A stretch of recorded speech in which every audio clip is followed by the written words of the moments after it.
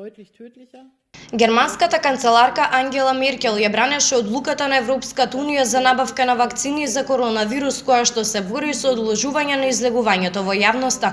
Лидерите на Европската унија наскоро ќе одржат виртуелни состаноци за да разговараат за начините за зголемување на резервите на вакцини и подобрување на дистрибуцијата низ 27 нации. Се зголемува притисокот врз нив да се испорачаат откако другите земји како Велика Британија постигнаа многу побрза вакцинација. Европската комисија бара дополнителни контроли врз извозот на вакцините. Ваквите контроли може да влијат на снабдувањето на вакцини со Велика Британија, каде премиерот Борис Џонсон предупреди да не се воведуваат блокади. Виртуелниот самит доаѓа во моментот кога третиот бран на коронавирусни инфекции зафаќа голем дел од Европа.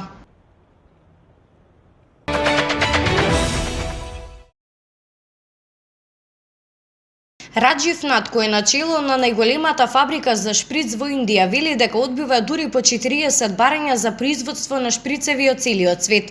Шприцевите и медицинските помагала на господин Нат сега се во голема побарувачка, бидејќи земјите се обидуваат да ја зголемат вакцинацијата против COVID-19. Фабриката во моментов произведува околу 4 милиони шприцеви дневно, но господин Нат вели дека тоа се уште не е доволно со оглед на тоа што на светот му требаат 10 милиарди шприцеви за да вакцинира само 60% од својата популација.